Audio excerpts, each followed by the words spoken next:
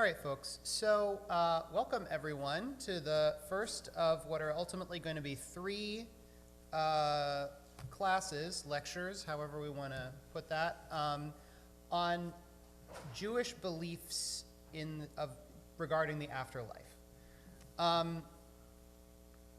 My general plan for this course is to proceed chronologically.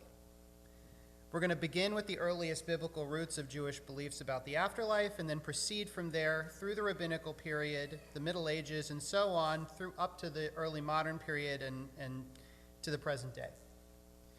Before we begin that journey, however, I think it makes sense to take a brief detour into the 18th and 19th centuries to address the question of why this class is necessary at all.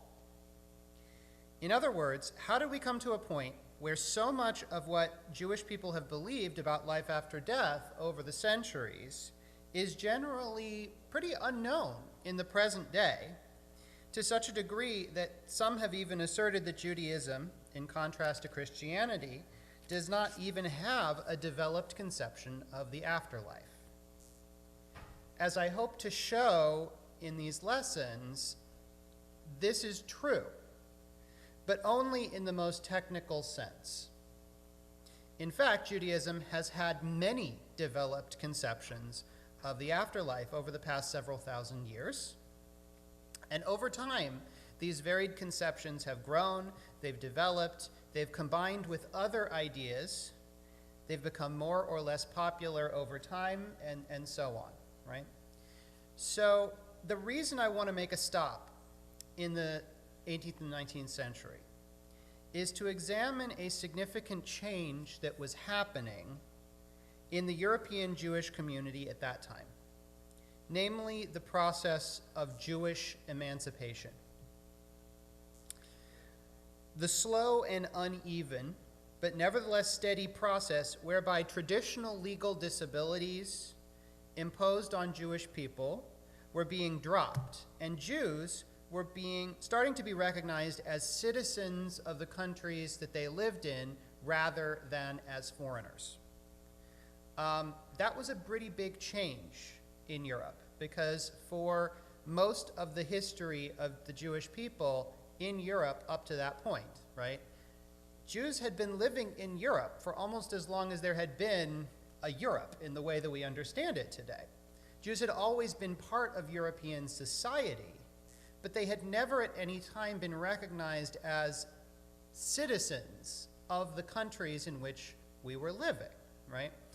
Always we were regarded as foreigners who were living in that place on sufferance of the local rulers, which meant that, for one thing, right, at any time the ruler could revoke that permission to live there, and the Jews would have to leave. And then, of course, in addition to all of that, there were a whole host of legal disabilities that Jews had to operate under that prohibited participation in certain kinds of work, that prohibited owning various kinds of property, right, that ultimately separated Jew from Gentile and ultimately limited, sometimes severely limited, the range of occupations and life activities that Jewish people could participate in. A great deal of the discourse around Jewish emancipation revolved around the necessity of improving the Jews. Anti-Semitic stereotypes of Jewish people as ignorant, backward, insular, morally undeveloped, and prone to economically unproductive lines of work were often taken for granted by the political thinkers of the time. What changed with the growth of Enlightenment thinking was the means of addressing these purported flaws. Rather than persecuting the Jews in a vain effort to get them to abandon their religion, which in any event was seriously out of sync with the Enlightenment's general attitude of religious tolerance, at least between Christian denominations, right? The new idea was to bring Jewish people in more fully into modern European society in the hope of correcting their defects through education and the encouragement of more economically desirable means of making a living. That was the genuine sort of line of thinking among European intellectuals and some progressive European rulers throughout in the 18th century and on into the early 19th century. And this is really the thinking process that kind of leads us into Jewish emancipation. And as offensive as all of this may sound to our ears, for many European Jews at the time, it represented a major improvement compared to the way that things were before. And a great many embraced the opportunity to join European society with open arms, right? Because of the new opportunities that it opened. And of course, because of the hope that it seemed to hold out of getting past the persecution and the anti-Semitic attitudes that had really defined Jewish life for such a long time. In that process, quite a few Jews began to study in the universities that had been newly opened to them. And many of these began incorporating modern science and philosophy into their worldview. And modern science and philosophy at that time generally tended to hold reason and rationality up as the central value that people should be operating toward. And it generally tended to be somewhat skeptical of traditional received religion, right? Not of religion as such, right? In the 17 and 1800s, most philosophers upheld the idea of religion as such as a good thing. But in general, it tended to be suspicious of revealed religion and of what philosophers regarded as superstitious elements of religion. They were very much trying to articulate a rationalist conception of religion that was in keeping with a more modern worldview. I saw a hand up here. Yeah, I was hoping you would define revealed religion, but I think you just did. Sure. So by revealed religion, I simply mean religious traditions as they have come down to us as a process of revelation, right? By divine revelation, right? i.e. the Bible.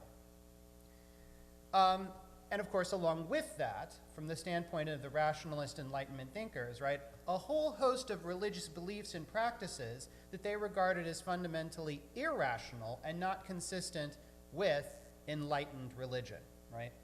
When it came to Christianity, we're talking about a general rejection of a whole host of practices and folk beliefs and, things like that that tend to emphasize the supernatural and the magical in religion, right?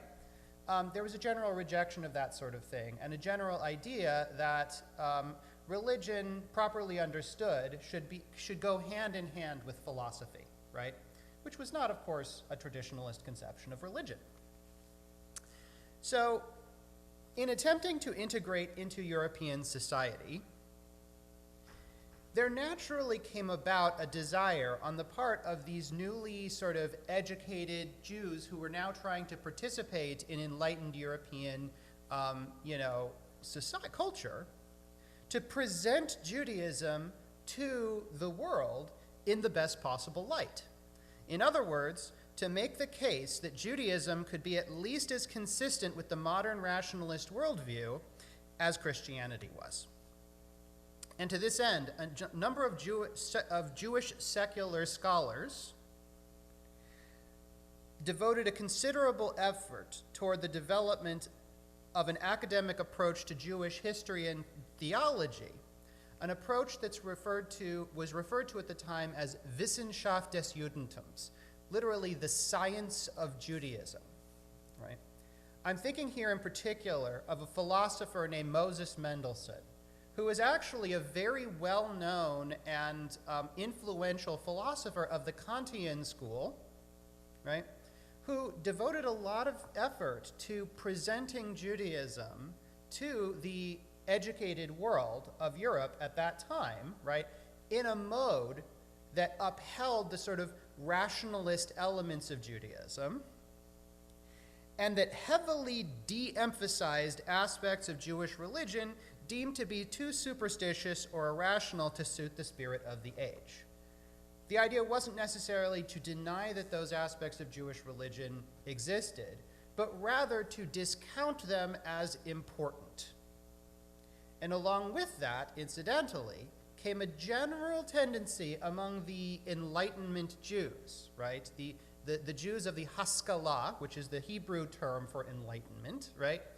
To put a heavy degree of focus on the Bible and to de-emphasize the rabbis, the study of Talmud, right? The idea was go back to sort of the classical era of Jewish thought and find therein sort of indications that sort of like show that Judaism had the kernel of a rationalist worldview within its philosophy, right? And in the process, throw the Talmud and the sort of insular world of Torah study, right, which had really represented the entirety of Jewish education prior to emancipation, right, to throw that away as unnecessary, right, to throw that away as out of date and not in keeping with the times, with this new Judaism that was being built at the time. So the irony, of course, of all of this is that this effort toward rationalization, right, this effort toward accenting the rational and de-emphasizing the mystical and the magical, that effort was undertaken in part to make Judaism seem less detestable to Christians of the day. But at the same time, it ended up being embraced more fully and consistently by the Jewish community than it ever was by the Christians, who on the whole, right, at least as far as Europeans who were heavily involved in their Christian religion, generally tended to adhere to their traditions pretty much to the same degree, right? But when it came to like buying the line of a rationalist, approach to religion, and that being sort of like the acceptable and proper way to engage in religion, that message was actually embraced more fully and wholeheartedly by Western European Jews than it was by Western European Christians in general, right? Whatever the social and economic reasons in play for that, assimilated Jews of today are the inheritors of this transformation, with the result that a great deal of the mystical and the supernatural that was part of the Jewish religion, including much of what Judaism has had to say about life after death, is now remembered primarily within those highly traditionalist communities who never embraced assimilation to the same degree. One of my basic goals as a rabbi, one of my basic projects as a rabbi, other than just being a rabbi day to day, is to unearth some of the aspects of that heritage that we never should have so totally rejected in the first place, and to find ways to reframe and rethink them in ways that make them relevant and useful to us within a liberal Jewish worldview.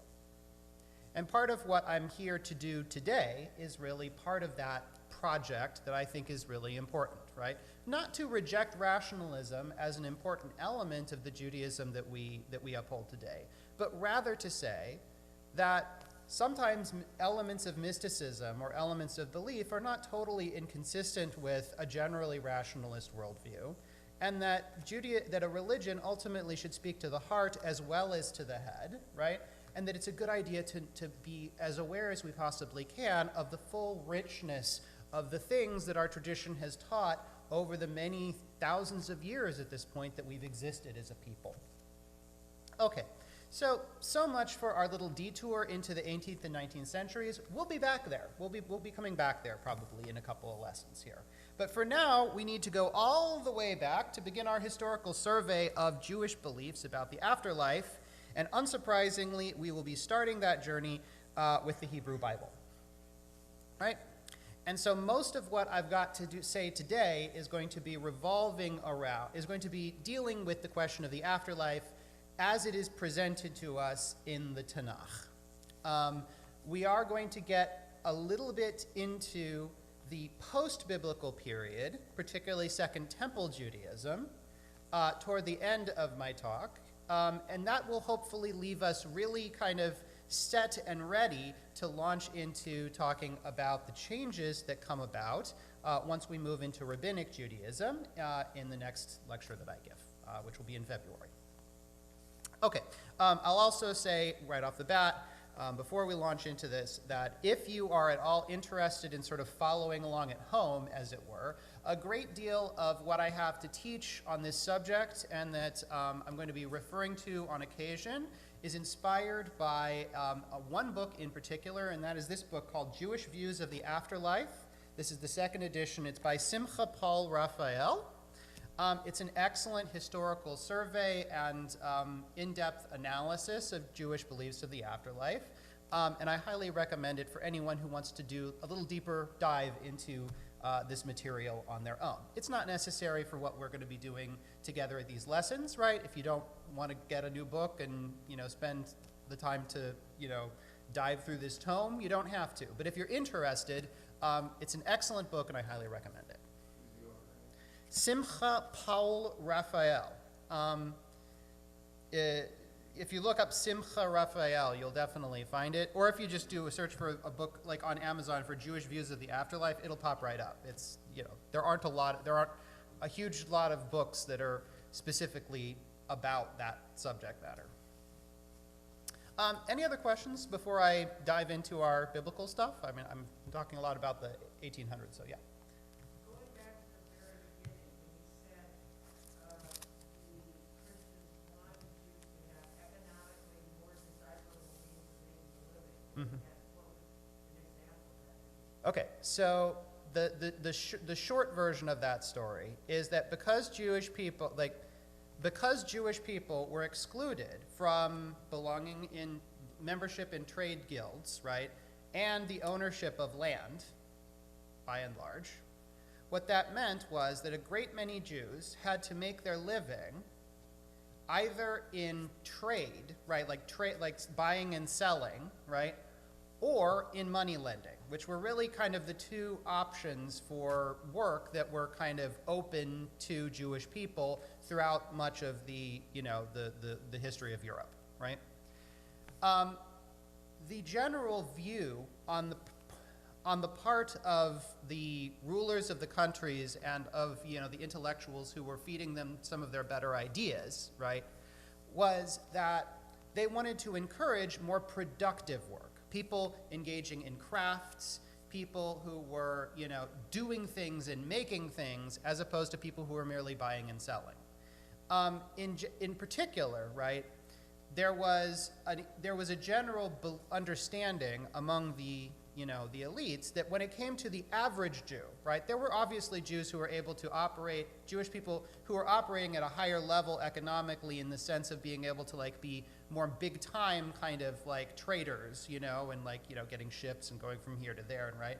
But and there were some people who had the wealth to do that, but a lot of Jewish people had to make do, right, doing kind of small scale buying and selling. The stereotype in England, at any rate, was that Jews generally were owned or worked in pawn shops, for example, right? That's one of the stereotypes of Jews in England, right? The general idea was that Jews are doing work like that are really not adding anything to the economy, that are not building up the country in a way that would have felt useful or productive to the rulers who are really interested in building up the economies of their countries in order to do well in the constant conflict between one country and another, and in the constant sort of search for new markets and conquering new territories and building their empires, right? It was very much an empire building time, and rulers didn't want a bunch of people who were not contributing to the effort, basically, right? And the general sense was that Jews weren't contributing to the effort, right? And the reason that they weren't committing to the effort, we know, is because they weren't allowed to most of the time, right? And this was starting to be realized by the intellectuals of the time. They were starting to scratch their heads and realize, wait a minute, if we haven't let these people participate in these economically productive areas of labor, So all we need to do is open it up for the Jews to engage in like trades and crafts and do things that are more useful to the state. And if we open it up and if we encourage them and we sometimes in a very heavy-handed way push them out of these, their pawn shops and their rag trading and get them to do something useful for a change, then they'll shape up. That was the general paternal kind of attitude that was going on, that was replacing the old attitude, which is the Jews killed Christ and we need to be as mean to them as we possibly can, right? It was something of an improvement, but maybe not like enough. Good question though, thanks. Anybody else have any questions about what we've addressed so far before we launch into the Bible? Okay, let's talk about the Bible. Okay, so I think I said a little earlier that the general sort of point of view of the Wissenschaft des Judentums academic movement, right, was to generally emphasize the Bible over against the subsequent development of rabbinic Judaism, right? The basic idea, on some level, was to blame the rabbis of the Talmudic era for the growth of superstition and irrationality and like bean counting in Jewish concerns, right? And to go back to the classical era of the Bible, right, to find the sort of like core or essence of Judaism that had been lost along the way. This, incidentally, was in keeping with a lot of the thinking about religion that had been going on in the Christian part of Europe, right, for the last several centuries, right? One of the big sort of things about the Renaissance and the Reformation, the Protestant Reformation that followed, was very much motivated by a general belief that that religion had been allowed to get too off course and concerned with ritual and the kind of fiddly details of superstition, and that they needed to get rid of all that and go back to the basics and go back to the classics, right? And that was really the general sort of attitude that tended to motivate, or the part of the world, the understanding which informed the whole science of Judaism approach to rethinking Judaism, right? Get rid of the cruft and go back to the essence, the core, and the Bible was seen as being the core, right? And so, in fact, right, this whole notion that, Judaism doesn't have a particularly developed conception of the afterlife may actually be in part due to that sort of heavy emphasis in during that period on going back to the Bible as our sort of like essence. Because when we actually look at the Bible, right, even a cursory survey of the available material in the Hebrew Bible is going to reveal that while the biblical authors clearly have a conception of the afterlife, these conceptions are somewhat vague and ill-defined. If you read through the Tanakh, you will find that there's nowhere in the Tanakh spends a lot of time going into certain areas in very extreme detail, right? You will find lots of material about how we are supposed to do various things. You'll find a lot of material on proper sacrificial procedure. You will find a lot of material on the appropriate ways to engage in justice and economic giving and taking within a society. You will find nowhere which says this is the part of the Bible where we talk about the afterlife and give you a clear description of what that's going to be about, right? And that fact is part of the reason why this idea that Jews don't have a conception of the afterlife may have, arisen, right? If you're looking at a conception of Judaism that is firmly based in the Bible and nothing else, then you may come away with the impression that Judaism doesn't have much of a conception about the afterlife, because while the biblical authors clearly believed in an afterlife, what they had to say about it was kind of subtle and kind of snuck in there here and there, right? And it wasn't necessarily explicitly addressed in a lot of, to a great extent in the Bible. But we can actually pull out quite a bit of interesting material by looking at biblical texts. And that's what I'm hoping to kind of survey today, and to kind of give us a background that's going to be useful kind of moving forward. Okay, so in the early patriarchal narratives, I'm talking here about the lives of Abraham, Isaac, and Jacob that form the majority of what's going on in the book of Genesis, right? The patriarchs. In the early patriarchal narratives, what we find is a tremendous emphasis on the importance of being buried in the family burial place along with one's kin, right? That's a big emphasis. For Abraham, one of the key markers that he is truly separated from his father's people and begun to found a new people of his own is the fact that his wife Sarah and himself are going to be buried in their own burial cave and not being sent back to where he came from to be buried with his family, right? This is probably the real reason for the Torah's lingering on the incident of Abraham's purchase of the cave of Machpelah after Sarah's death. To be buried alongside, so initially, right, the Hittites, finding that Abraham's wife has died, their initial impulse is to say, Abraham, we love you. You're like the chosen of God among us. So choose a burial plot. We'll give you the best spot in our burial caves. But he turns them down because to be buried alongside the Hittites, as they initially offer to let him do, would effectively mean to become one of them, to become one of the Hittites. But Abraham has been told by God that he and his offspring are going to become a new nation, right?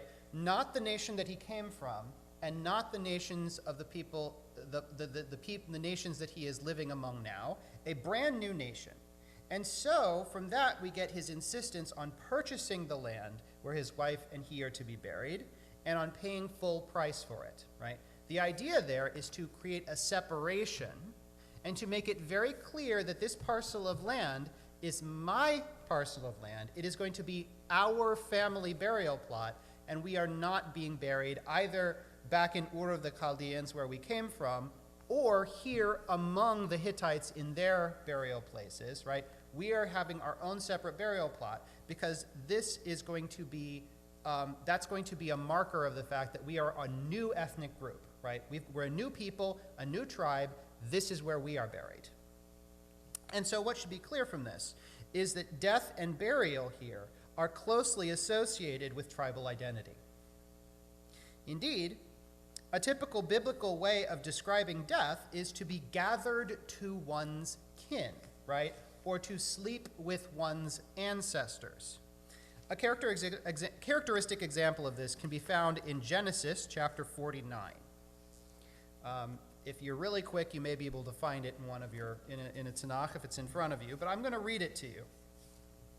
So in Genesis chapter 49,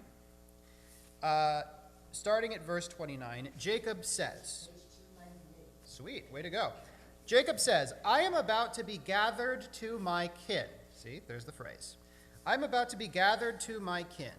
Bury me with my fathers in the cave which is in the field of Ephron the Hittite, the cave which is in the field of Machpelah, facing Mamre in the land of Canaan, the field that Abraham bought from Ephron the Hittite for a burial site. There Abraham and his wife Sarah were buried. There Isaac and his wife Rebekah were buried. And there I buried Leah, the field and the cave in it bought from the Hittites. When Jacob finished his instructions to his sons, he drew his feet up into his bed and, breathing his last, was gathered to his people. That's the way it goes.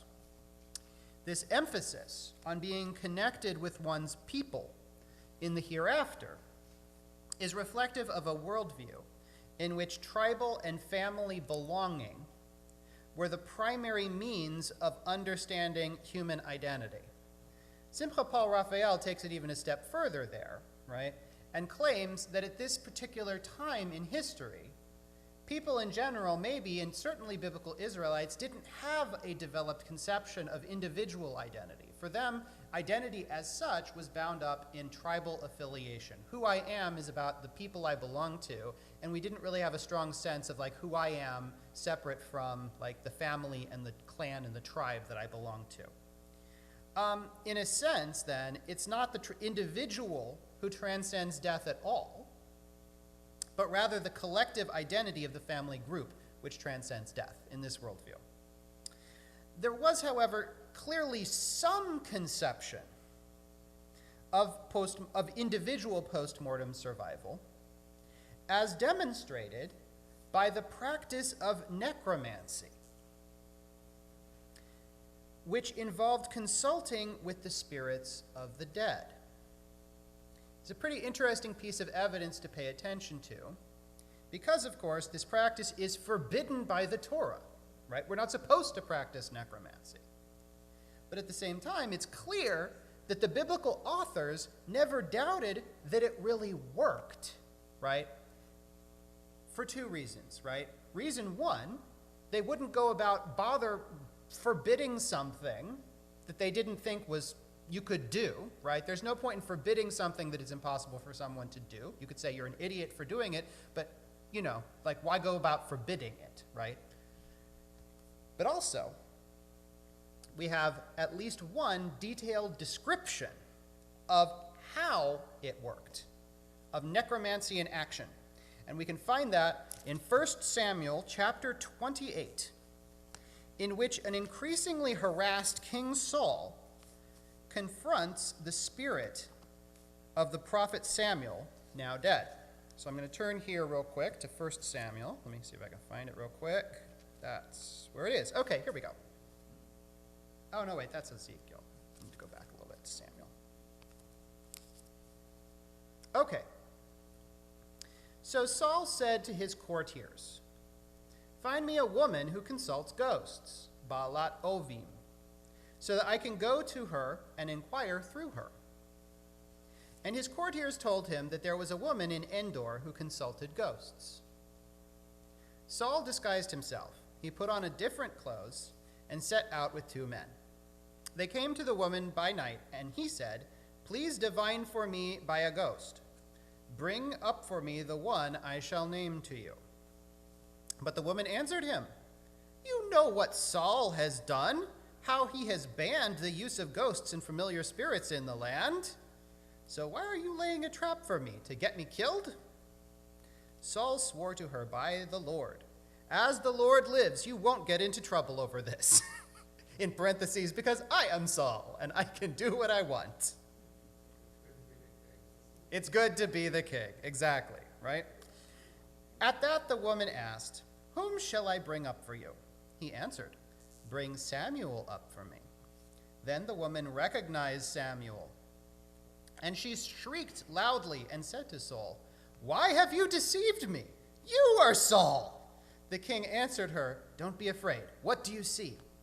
And the woman said to Saul, "I see a divine being coming up from the earth." "What does he look like?" he asked her. "It is an old man coming up," she said, "and he is wrapped in a robe." Then Saul knew that it was Samuel, and he bowed low in homage with his face to the ground. Samuel said to Saul, "Why have you disturbed me and brought me up?" And Saul answered, "I am in great trouble. The Philistines are attacking me, and God has turned away from me. He no longer answers me either by prophets or in dreams. So I have called you to tell me what I am to do." Samuel said, "Why do you ask me, seeing that the Lord has turned away from you and become your adversary?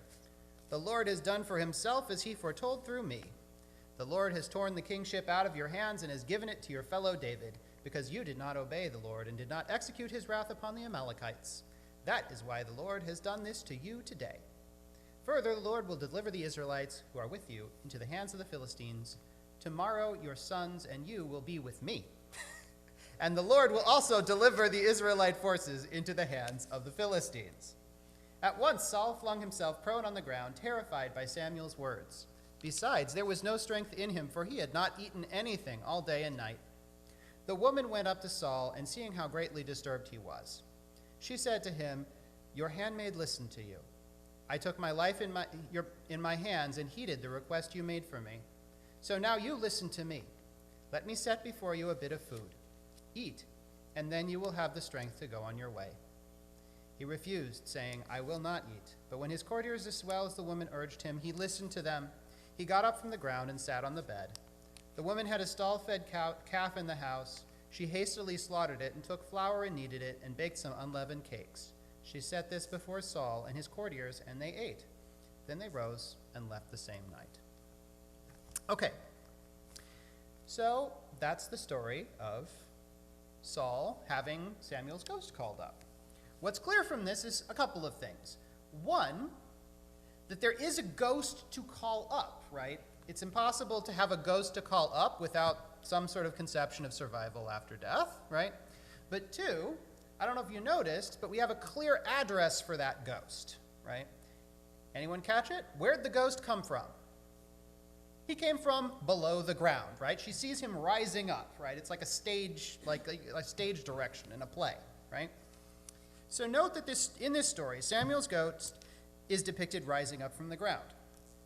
Like many other peoples of ancient times, the biblical Israelites believed that the residing place of the spirits of the dead was located underground. This is a natural connection to make, right? Given that the practice at the time was to bury the dead or to lay them to rest in an ancestral cave, right? So of course, where do the dead live? They live underground.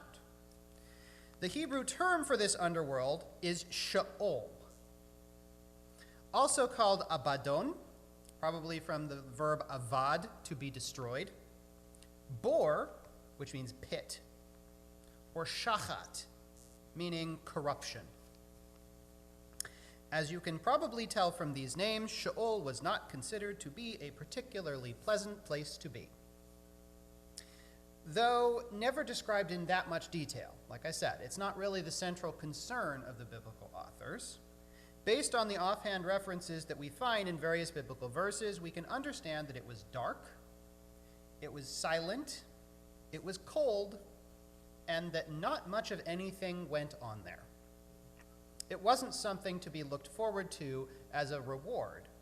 It was something to be avoided by living as long and as well as you possibly could. As one psalm puts it, and I think this puts it very well, right, this point of view, Hashamayim shamayim ladonai. The heavens belong to Adonai, and the earth he gave to human beings. The dead do not praise Yah, not those who go down into silence, but we will bless Yah from now until forever. Hallelujah. That's the attitude toward death, right? The dead aren't down there praising God. Nothing is happening down there. It's for us to praise God. It's for us to live a good life here now, because it's not going to be so great after we die, right? It's just sort of, we want to avoid that as much as possible. And this perhaps explains the importance, right, of being buried with one's family. If we take these beliefs and we kind of project them back into the patriarchal narratives where it's so important to be buried in your ancestral cave, why is that? Because in the dark, dreary, cold silence of Sheol, the presence of your kin is the main source of comfort, right? At least it's not so great down there. It's kind of boring, but at least I'm with my family, right? That's the way of looking at it, I think, that probably motivates this sort of heavy emphasis on burial with one's kin. Yes?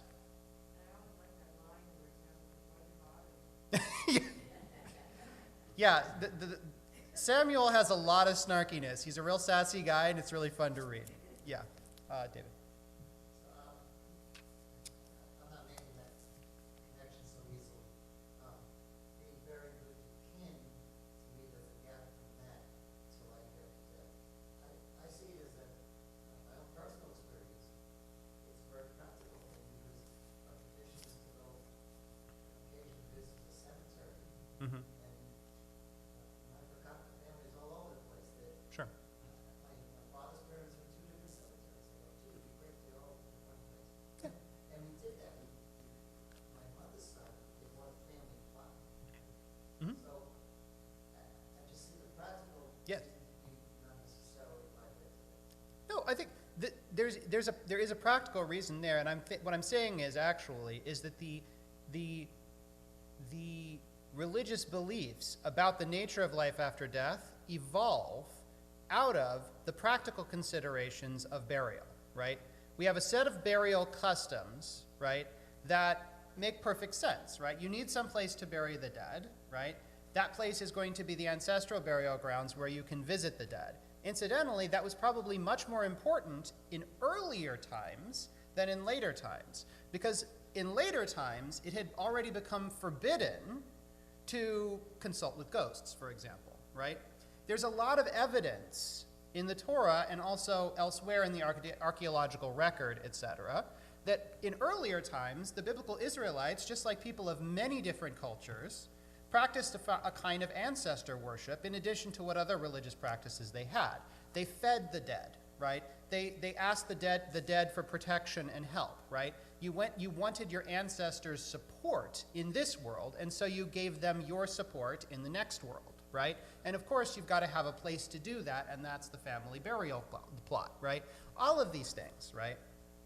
But because that was the way in which people practiced burial, out of that grow a series of beliefs that kind of make sense given this is the way that we deal with our dead, right? We deal with our dead by putting them in caves, and so where do the spirits of the dead reside? Why? Underground, of course, right? And, right, it's the practice to bury our family, people together in family plots, and so we get emotionally connected to that idea. And so our main source of comfort at facing the prospect of death is, well, at least I'm going to be lying down with my ancestors, right? It's sort of like the one thing arises from another, and they kind of feed back into one another. There's the feedback loop between the practicalities and customs of burial practices and the set of beliefs about what's actually happening to the me of those people after they're gone. Yes?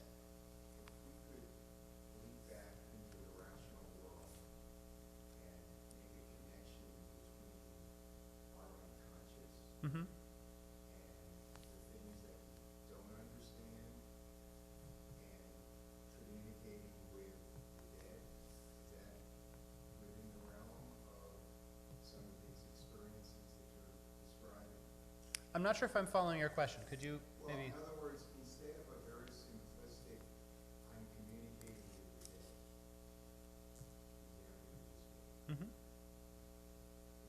our own unconscious, that experience, which is something we could imagine, as opposed to something supernatural Mhm. that you're describing. Sure. I mean, yeah, if we buy into the idea of like an active, subconscious life, right, in the manner of a Freud or similar kind of schools of psychology, then absolutely it makes sense to look at various kinds of spiritual experiences as somehow being a manifestation of that unconsciousness. I think that's a perfectly reasonable and rational way of kind of explaining these kind of beliefs, and they make a certain kind of psychological sense, right? Just purely from a psychological point of view, right? Because it's like we don't want to think our ancestors are totally gone. We want to feel like our ancestors are still with us, and we do feel that way, right? So there's a connection there between how we feel and what we believe, and that's always been the case for human beings, right? There's always a connection there. You had a hand up and then you did. Well, just to emphasize your point, American Indians, among others, used to burn the dead in the house, and right underneath the floorboards, so to speak. Didn't know that. You're really there with your ancestors there. That's interesting. Cool. Yeah. So it should believe that the soul departs the physical body at death. Isn't it the physical body that's turning around, the soul goes on? That is such an interesting question, and we are going to get so much into that during the rabbinic period. The short answer to that is the question of the degree to which and when the soul departs from the body on death is a surprisingly complex and nuanced question in the history of Jewish thought on these matters. But yes, there's a separation here, right, between the body and the soul, right, between the body, which clearly decomposes and then goes away, right, and the soul, which we somehow imagine or want to imagine is going to persist after, somehow afterward, right? I think what I'm saying in terms of the connection here is that at least initially, a set of ideas about what happens to the soul after death is somehow associated, right? Like those beliefs have to come from somewhere, right? They're inspired by something, right? And maybe part of where those beliefs come from initially, right, is people thinking, like along natural lines from like the conditions of death, right? What do we do with the body? We bury it. And so where might the land of the dead be, where the spirit goes to? Well, maybe it's down there, right? Because it makes a certain kind of sense if we're not thinking about it in too strictly rational terms, right? Not necessarily that people believe that the body was always going to just stay, the soul stayed in the body or whatever, right? Long term. There seems to have been a separation between the idea of Sheol and like literally like the ground where we bury the body.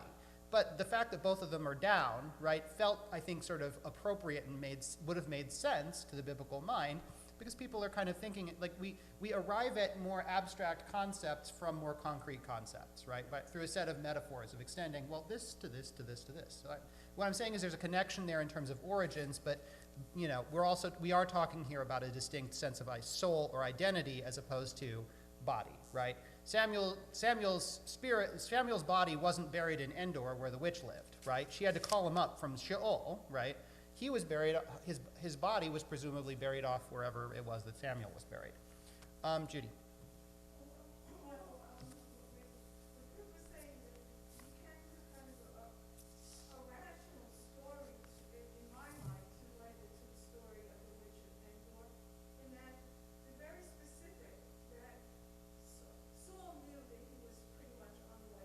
Mm-hmm. We know that by reading things. Saul decides that he doesn't want to eat, he doesn't want to drink, he wants to put his body in an entirely different state. This whole story just could have been something that was just in his unconscious mind that was actually happening to him, something that he actually knew was going to happen to him. And making that more, in my mind, more rational, because your whole premise that you started with the Enlightenment was certainly how I was brought up Mm-hmm. as a Jew. I was always the conservative, with really historical things and very, very rational Judaism. I knew nothing about Kabbalah. Mm-hmm. We never talked about the afterlife. Sure. Everything had to have like something, a rational understanding of it. Right. So like when I read a story like that, you know, reading King and knowing that, I would say, oh well, if you don't eat and you don't drink for a very long time, your mind is going to be in an entirely different state. Sure. So a brief word about this issue of rationality and rationalist reinterpretations of what's going on in biblical stories, okay? I think it's totally valid, right, to want to kind of reframe what's going on in biblical stories or biblical descriptions, right, in ways that make sense to us, right? That's, in a sense, the way that Jews have been reading text and rereading text in different ways throughout history. At the same time, I want to also hold up the usefulness of being able to look at the story in its own terms, right, in its own cultural terms. Not because we ourselves have to agree or believe in all of the things that the biblical authors believed in. We don't, right? We don't, like, it doesn't make sense for us to continue believing the exact same things that the biblical authors did, you know, all those hundreds and hundreds and hundreds of years ago. But I think in terms of understanding the culture out of which our tradition arises, even if we ourselves aren't personally persuaded by the, from our perspective perhaps, rather primitive mythological worldview of our earliest ancestors, nevertheless, we're not going to really be able to understand those ancestors unless we understand them on their own terms. And so the point that I'm trying to make with regard to the ghost of Samuel is not that there's all kind, I mean, there are, of course, lots of ways in which a rationalist, a devoted rationalist, can explain away all sorts of supernatural occurrences and ghostly sightings and all those kind of things. And those explanations may be more or less persuasive depending on the individual and what their personal experiences may have been. Nevertheless, I think it's important to understand that within the context of the story that's being told, right, that's not what's happening, right? In the story, right, whenever we're looking at the story, right, there's the in the story perspective, and then there's the out of the story perspective. From the inside the story perspective, from their perspective inside the worldview of the biblical authors, this is a real thing that is happening that is simply being reported to us with the same degree of matter-of-factness that it reports, you know, the results of a battle between between the Israelites and an enemy people, right? or the speech that one individual gives to another in order to persuade them to do something, right? The same degree of matter-of-factness is applying in all of those cases because it would have been taken as absolutely obvious to the original readers of the biblical stories that of course there's ghosts, and of course, you know, you can summon them up if you know how to do it, right? Because they wouldn't have even questioned that because it was just part of their worldview, right? That doesn't mean we have to believe in ghosts, but I think it's helpful to understand that they did, right? Because if we don't take them seriously and look at their stories from their own perspective once in a while, we kind of lose track of like what's actually going on in the biblical worldview, and like how to, and like what the actual motivations and thoughts and feelings of those people would have been, right? So I think it's sometimes important to understand the stories in their own terms, even if we don't necessarily want to, like, and also, right, I can, you know, read a story in which there are ghosts and find it really enjoyable and engaging without necessarily believing in ghosts myself, right? I can do that because I can suspend disbelief, and it's more engaging to read the story in its own terms and to be constantly telling myself, of course, but this didn't actually happen, right? I know it didn't happen, right? But that doesn't matter because I'm reading the story, and for now, I'm suspending my disbelief for the purposes of reading the story and getting what the author wants me to get from it. That doesn't mean I have to adopt the belief in, you know, elves or dragons or ghosts, right? Well, like after I've put the story down. But that's what I'm saying. Okay, really quick, a couple of questions, and we really need to move on. There's two ways to think about soul, body, dualism. One is the concept that we have today, that is, they coexist. Bodies and souls coexist. Mm-hmm. Souls outlive bodies. But the other way to think about it is that bodies decay and soul is what's left. Mm-hmm. Body becomes soul. In other words, the soul is sort of like the bones. In other words, it's what's left after the body goes away. Right. Yeah. Right. That's what I think is the kind of view that's insane.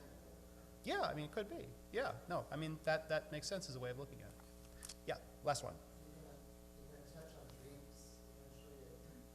I wasn't planning on touching on dreams particularly. Why? What did you want to talk about dreams? Well, I think a lot of times in dreams is when you make contact with people who have passed away.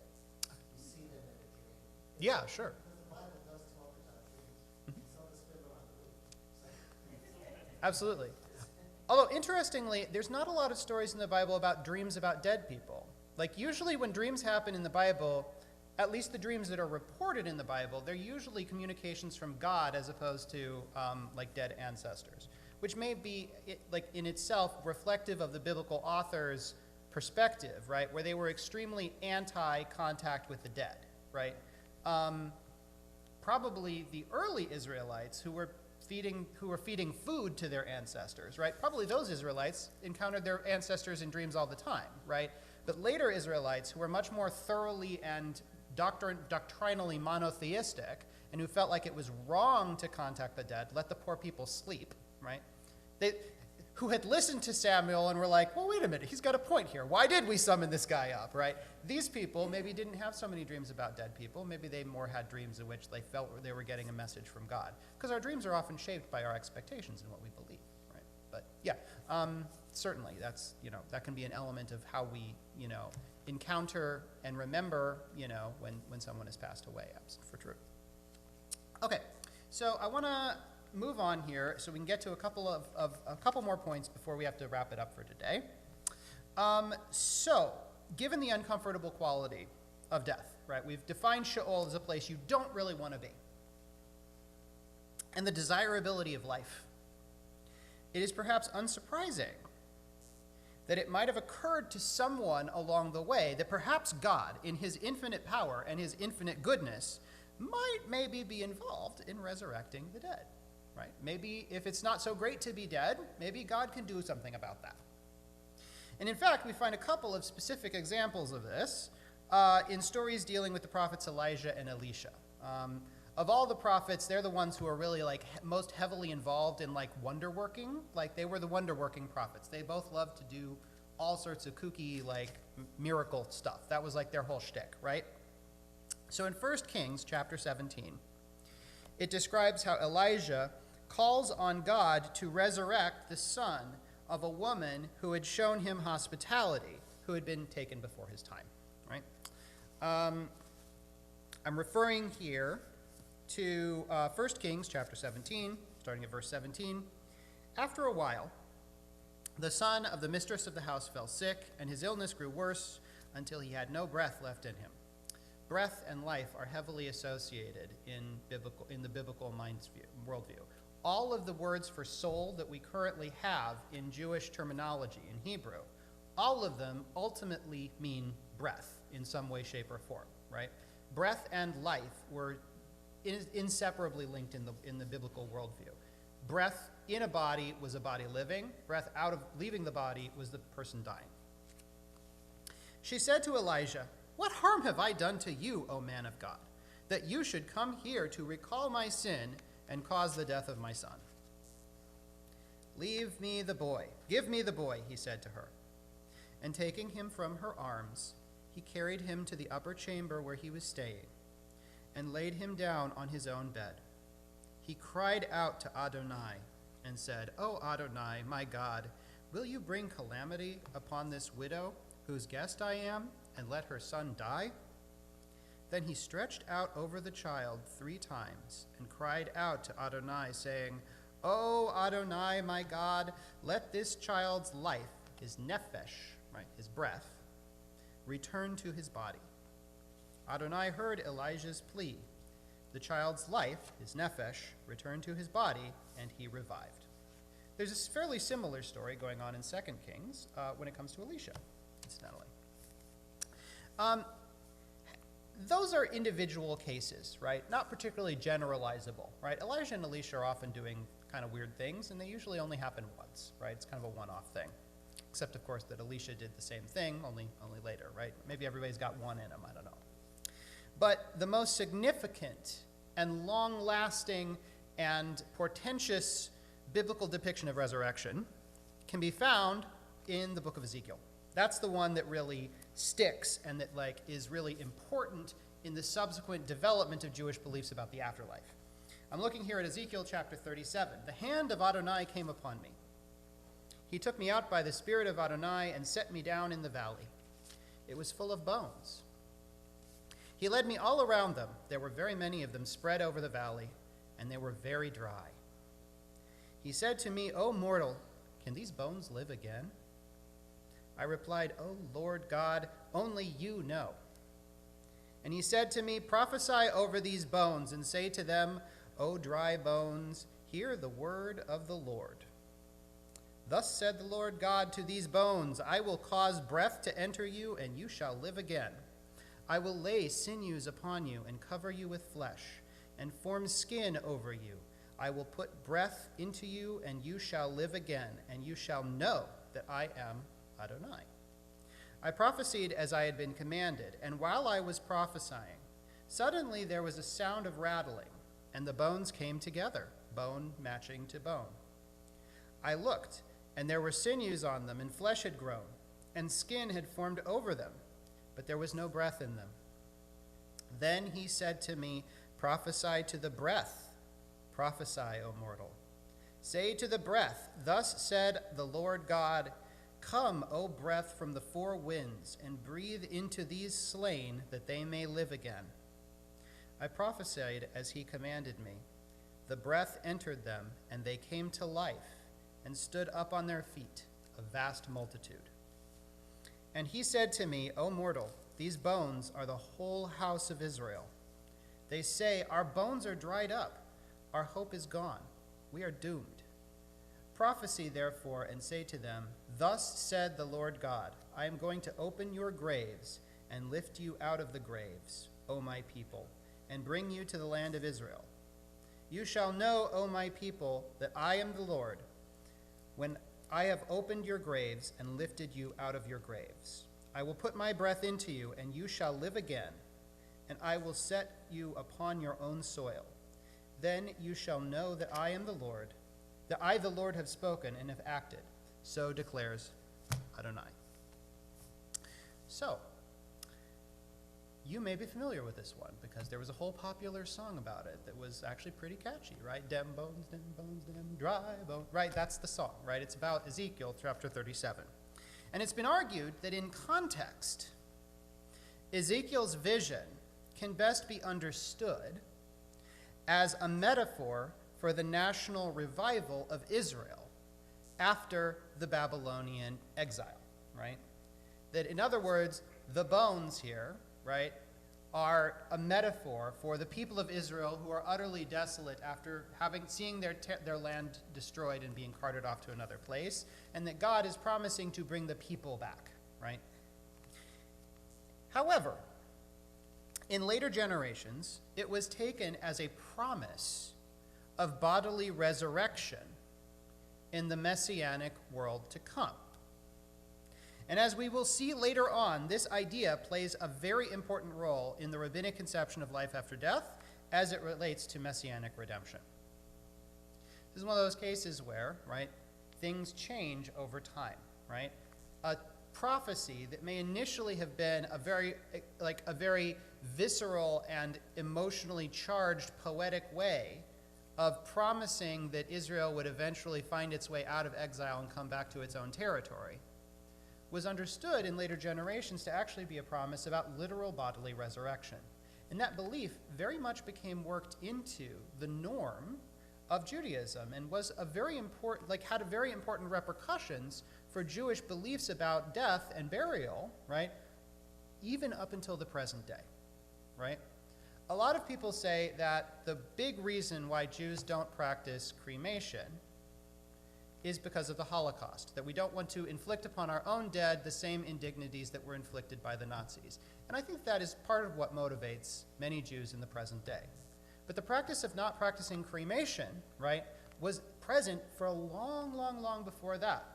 And the real reason, ultimately, in the tradition, is that Jews were supposed to be buried in the ground and not burned, because burning the body was considered to be a denial of the possibility of bodily resurrection in the time to come.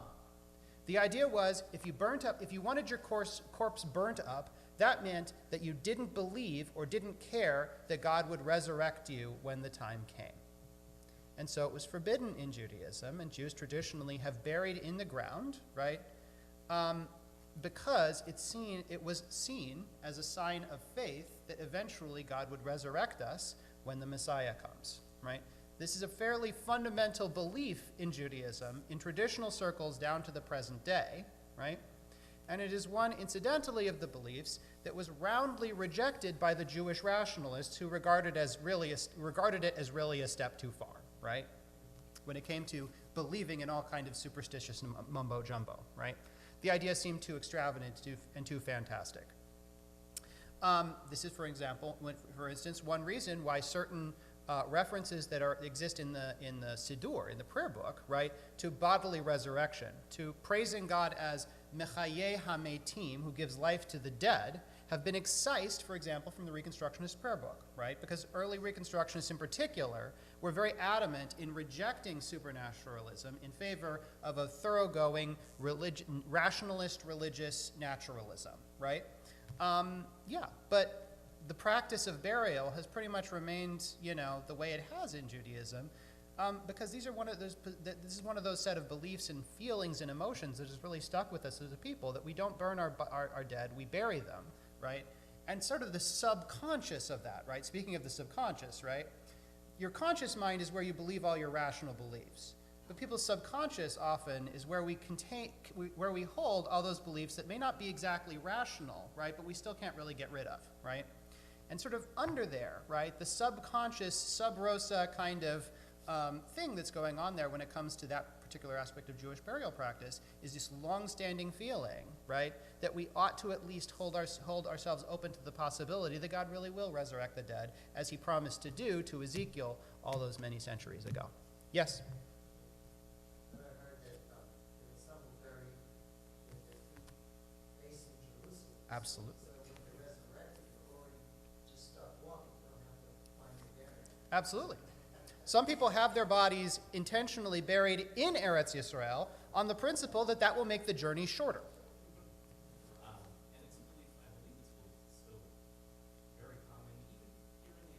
100%. There are, in the Orthodox community, there are, professionals who, in case of terrorist attacks, Mhm. car accidents, I know we have here, where we'll go around to the scene and collect all the body parts. Yep. Yep. Put everything back. This has had major impact on the way in which Jews have, like traditional Jews, particularly in Orthodox communities, have related to issues like organ transplants and donations, right? There's a deep concern about that sort of thing, right? Because the question is, well, okay, so if my heart is in somebody else, or if my kidney is in somebody else, then what happens to it when I'm resurrected, right? This is a real concern, right? That has created some real issues when it comes to the halacha around donating one's body to science or around organ donation and things like after death and things like that, right? Not necessarily, right? Because all of the rabbis in question believe this thing literally, but rather because the belief is seen as a principle that needs to be upheld, right? And I want to draw that distinction too. Is some things we believe not necessarily with our head, but because we feel like holding up the belief is an important thing to do. People are complex that way. We can view the world through many different lenses. Yes, and then yes.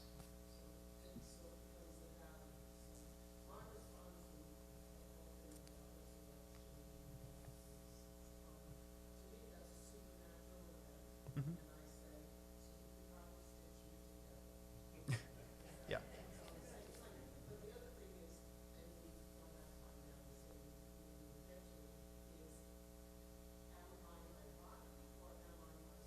Mhm.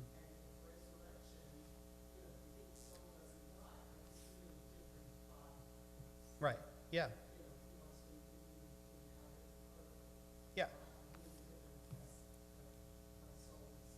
Yeah, I mean, certainly for the vast majority of Jews who have been buried since, the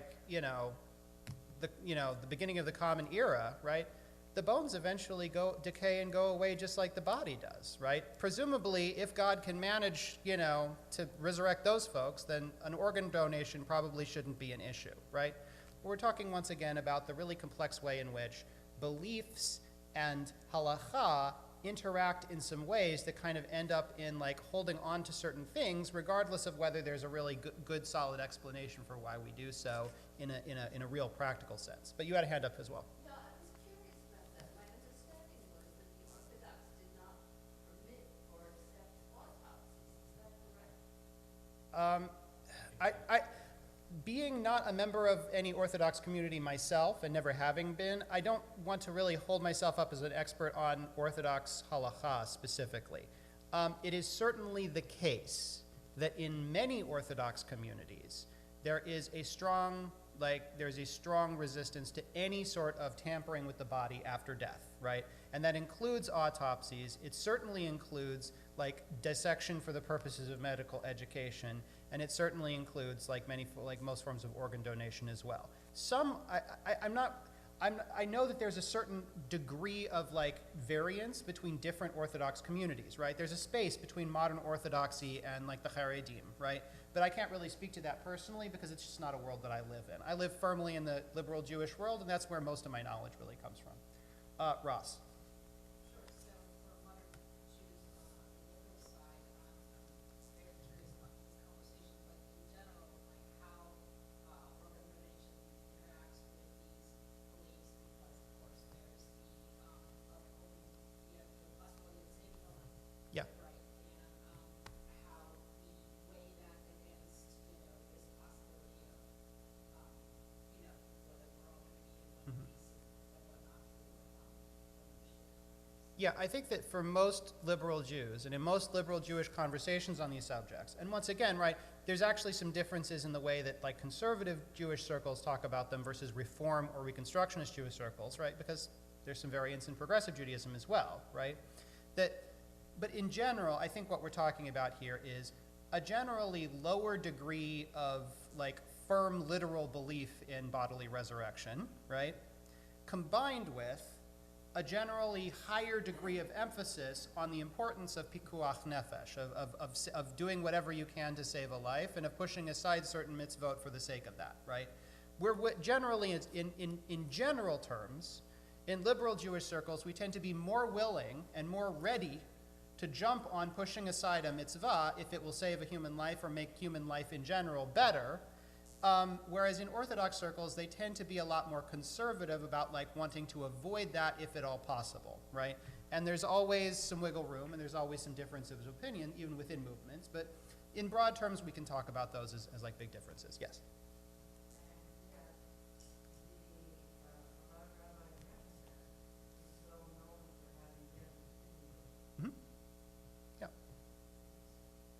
Which doesn't necessarily mean that he doesn't believe in bodily resurrection, right? It just means that he's like reaching the same conclusion that we have, that like maybe if God can somehow resurrect someone whose bones have literally decayed into nothing, that maybe a kidney isn't a problem, right?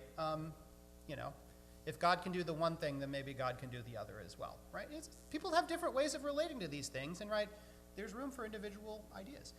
Maybe room for one more comment before we move on. I've only got a little bit more to address before I open it up for general questions, but did anyone have anything pressing that they wanted to ask right now?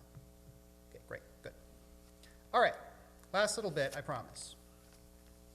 So in later biblical texts, so one thing that may be completely absent, you may have noticed at this point, maybe is completely absent from any of the discussions about life after death that we've discussed so far in the Bible. One thing that is completely absent from this is any notion of moral judgment regarding death.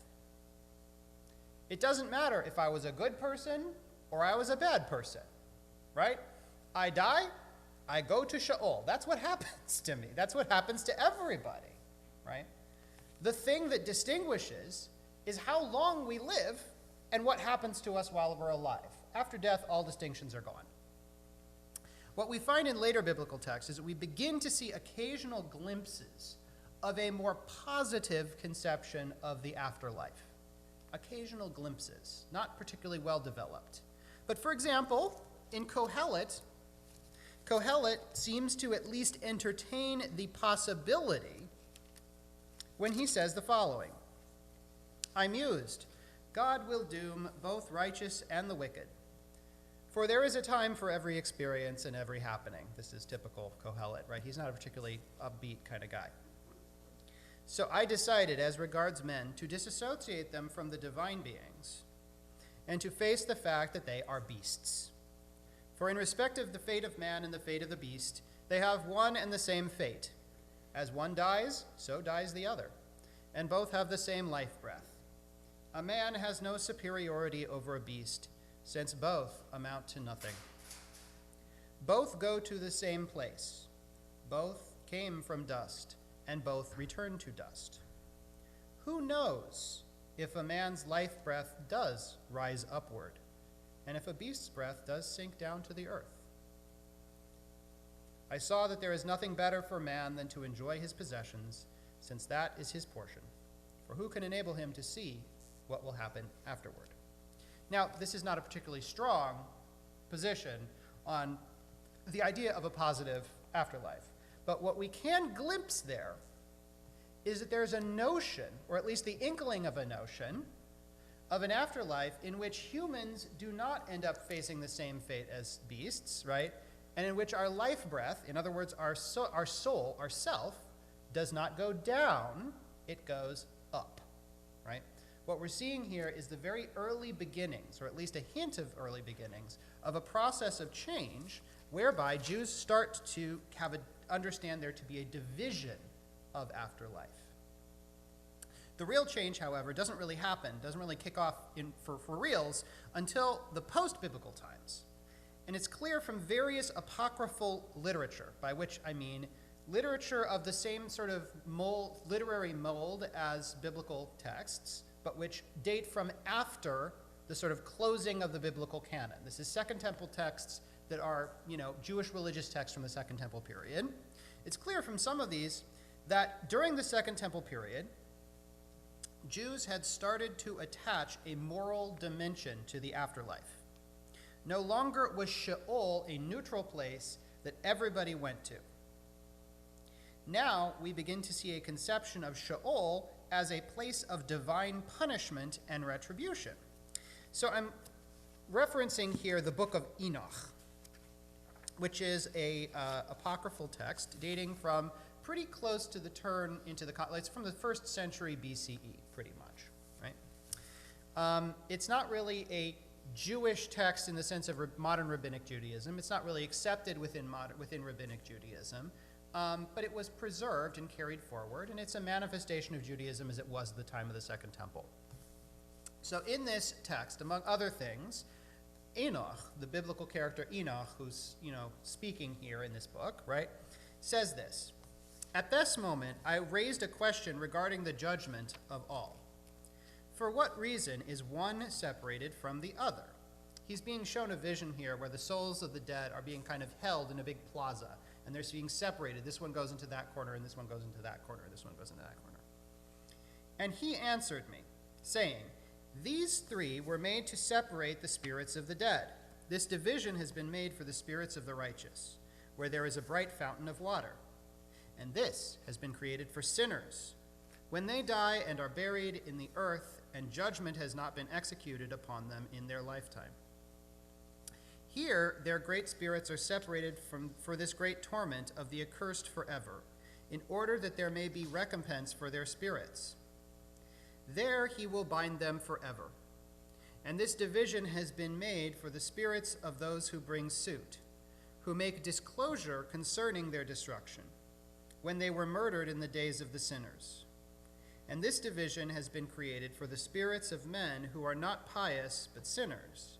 Their spirits will not be punished on the day of judgment, nor will they be raised from there."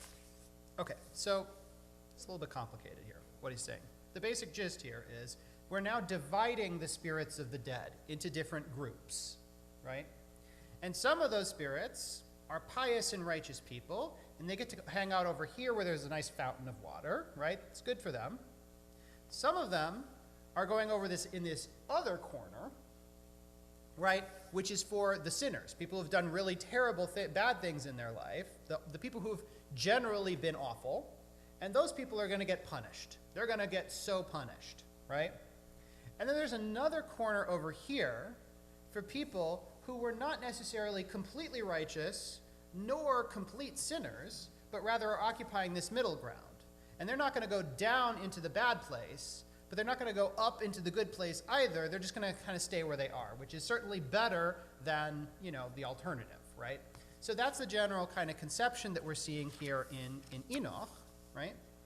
And we can see that sort of what we've got now is, like, for that third group, the sort of the term in that's used in some Hasidic writers is the Beinonim, right? The people who are in between.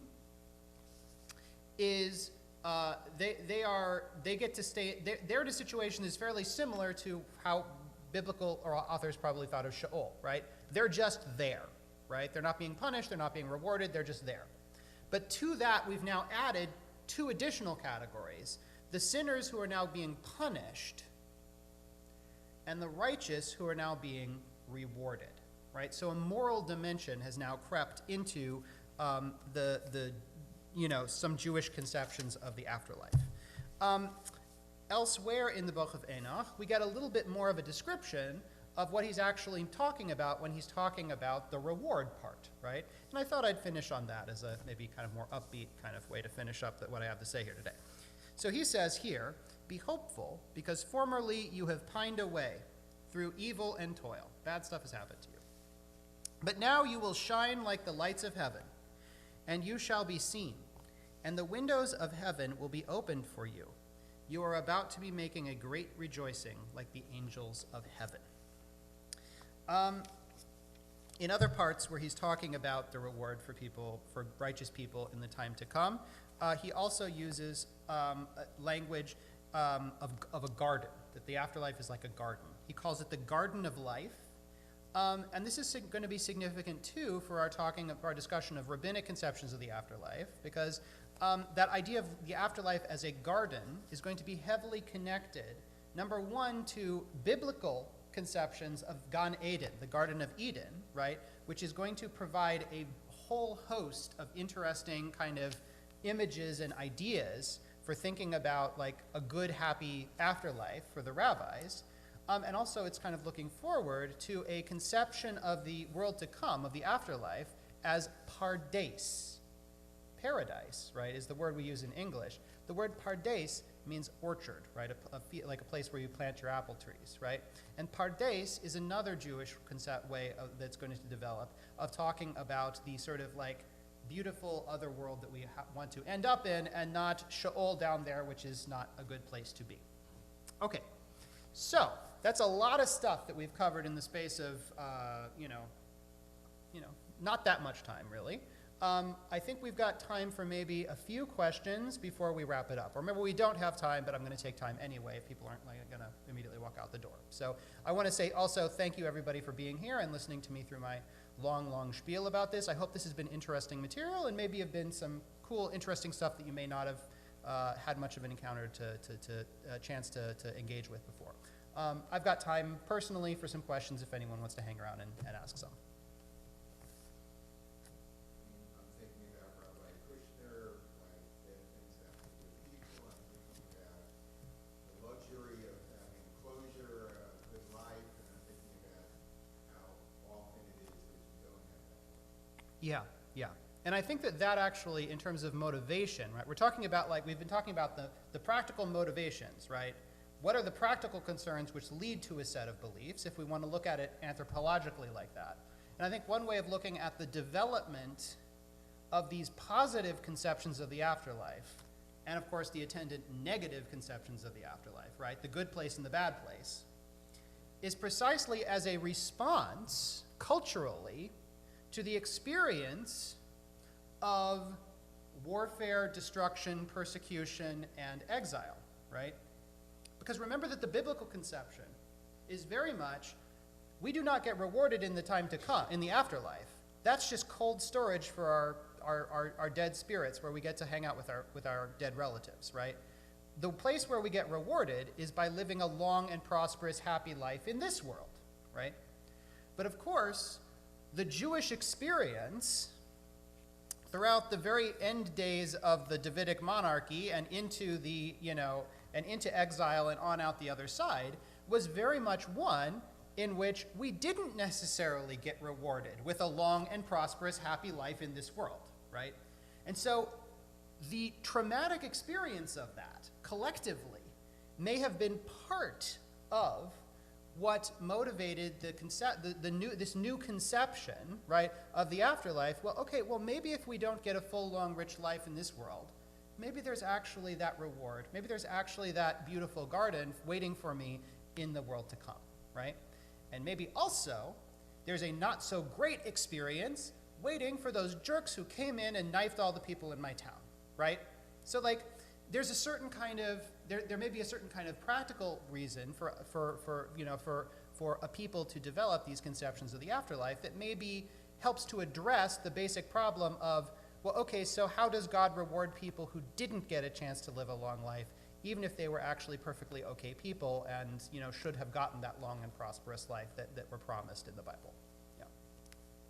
Yeah, and the most biblical conception, very early one, very concrete.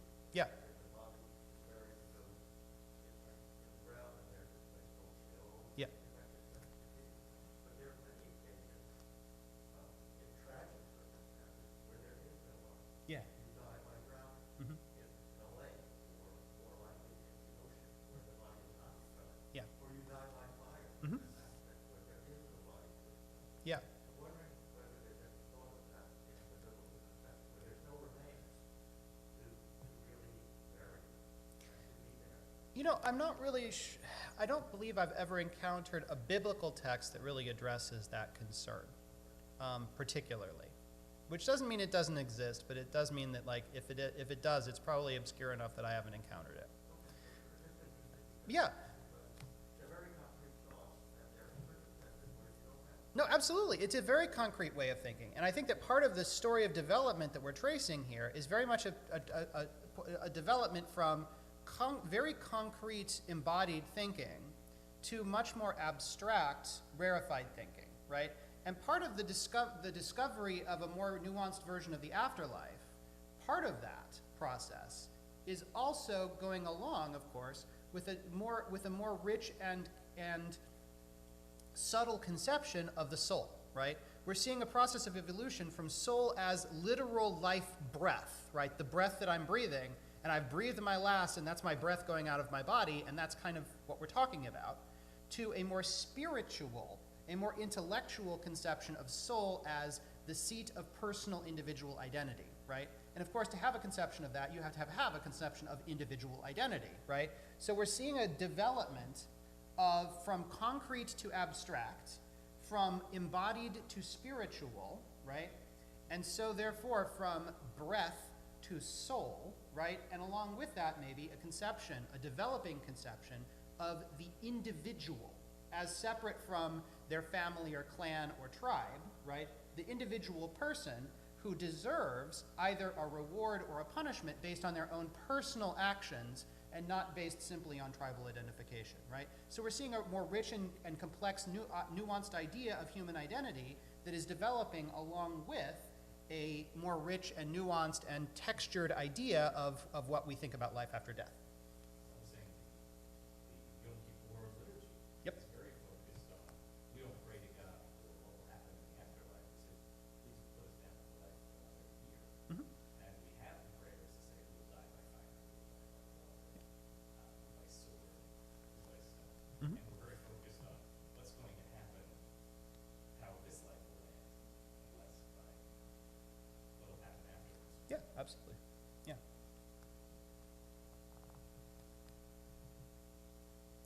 All right. Anybody else have any other questions to throw in before we finish up for the day? Okay. Fine. I was just thinking about, after 9/11, where so many of the Orthodox rabbis were collecting and talking about, the soul, but they needed something physical, and they were actually collecting, they didn't know what they were collecting. They were going on windowsills, any ashes, any dust that they could collect.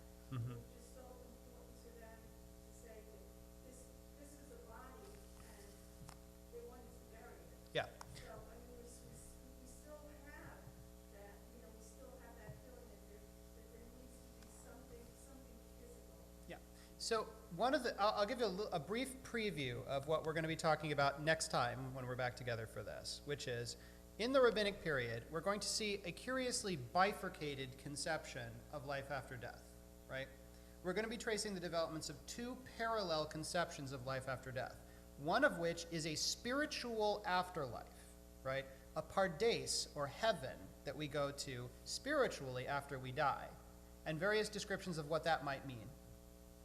And the other of which is this conception of bodily resurrection, the resurrection of the human being in their original body in the time of the Messiah, right?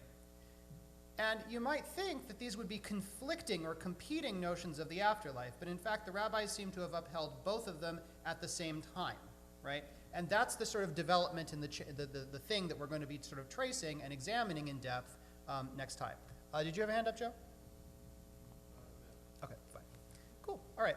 Well, if no one else has a question to ask, I think we'll call it there. Thanks, everyone, for being so patient. We've been here probably a little over time, so I appreciate it. And next time, we will be jumping back in, and without so much preamble as we had this time, we'll be jumping right in and taking a look at the rabbis, right? And later on, the developments in Jewish beliefs about the afterlife that start happening in the Middle Ages, which also is going to involve a short dive into the nature of Kabbalah and Jewish mysticism, which is the big driver of changes in Jewish conceptions of the afterlife at that time. So hope to see you all again at that time, and in the meantime, hope you have a great day.